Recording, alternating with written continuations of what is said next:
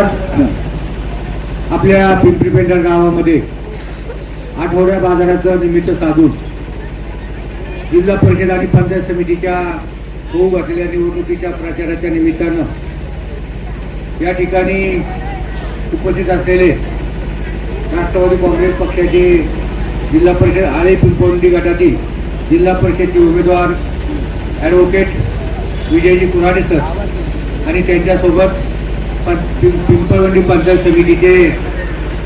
समिती गटाचे राष्ट्रवादी काँग्रेस पक्षाचे उमेदवार नितीन भाऊ काकडे उपस्थित सर्व ग्रामस्थ बंधू आणि भगिनींनो, खरं तर आपण या दोन्ही उमेदवारांचा जर विचार केला तर विजय भाऊ कुऱ्हाडे यांना सर या नावाने परिसरामध्ये पंचकोशीमध्ये ओळखलं जातं.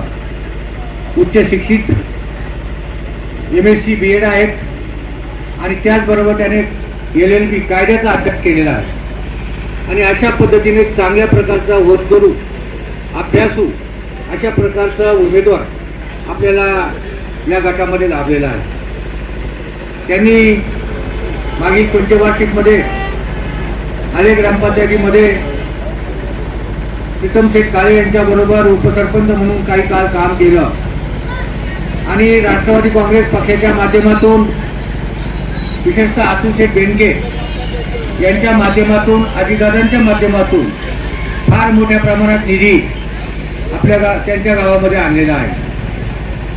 त्यांनी त्यांचं विजन जे आहे ते आपल्याला पुढे सांगतीलही किंवा पिंपळवंडी किंवा उमरज आपल्या पिंपरी पेंढार गावामध्ये आलेफाटा या ठिकाणी मेळावे घेऊन त्या ठिकाणी निवडणुकीच्या अगोदर चांगल्या पद्धतीने तयारी केलेली आहे.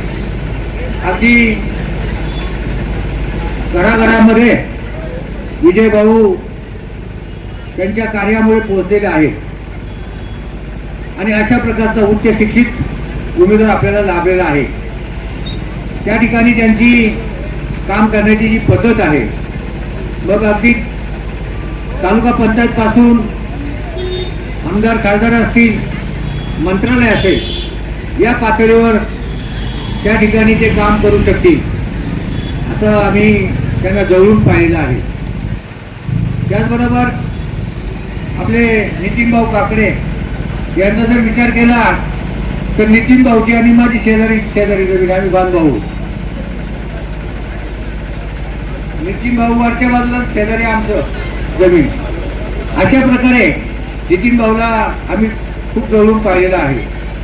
गेल्या मागच्या पंचवार्षिक या सध्याच्या पिंपळवंडीच्या ग्रामपंचायतीच्या पंचवार्षिक याच्यामध्ये ते प्रचंड बहुमताने त्या ठिकाणी ग्रामपंचायत सदस्य म्हणून विजयी झालेले आहे आणि तेव्हापासून ते चांगल्या पद्धतीने काम करतात. परंतु त्याच्या अगोदर त्यांनी अगदी मंगेश अण्णा काकडे असतील, संगीताताई वाघ असतील यांच्या बरोबरीने देखील घराघरात ते पोहोचलेले आहेत आणि एक ग्रामपंचायत सदस्य म्हणून मी सहज पिंपळवंडीच्या भागामध्ये एकदा गेलो, म्हणजे नेहमीच माझं जाणं येणं असतं.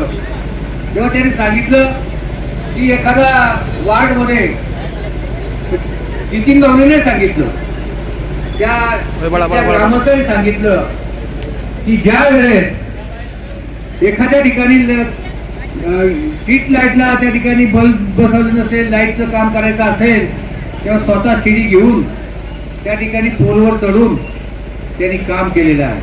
ते स्वतः मतदारांनी किंवा त्यांच्या त्या वार्डमधील लोकांनी त्या ठिकाणी सांगितलेलं आहे आणि म्हणून ते आशाताई बुचके यांच्या माध्यमातून, मंगेश अण्णा यांच्या माध्यमातून, त्यांनी अतुल शेठच्या माध्यमातून अनेक या ठिकाणी आणलेले आहेत आणि भविष्य काळामध्ये ते देखील निश्चितपणे एक चांगल्या प्रकारचं नेतृत्व या ठिकाणी करू शकतील आणि या ठिकाणी हे दोन्ही उमेदवार सक्षम आहेत. खरं पाहिलं तर राष्ट्रवादी काँग्रेस पक्षाच्या माध्यमातून आपला जुन्नर तालुका हा सुजलाम झालेला आहे. स्वातंत्र्यानंतर काँग्रेस पक्षाची राजवट असताना आपल्या तालुक्यामध्ये 5 धरणं झाली. जर ही धरणं झाली नसती तर शेतीला पाणी पुरवठा झाला नसता. आपल्याला माहिती आहे की 85-86 सालापर्यंत आपल्या गावाला टँकर येत होता, परंतु या ठिकाणी पिंपळगाव जोगा कालवा झाला, आता चिरेवाडीचा कालवा त्या ठिकाणी सुरू होणार आहे.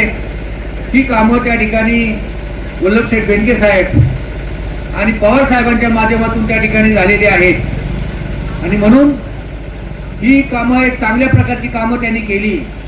त्यामुळं आज आपला जो परिसर आहे जो पाण्यापासून वंचित होता तो त्या ठिकाणी सुजलाम सुफलाम झालेला आहे, हे आपल्याला सर्वांना नमूद करावं लागेल.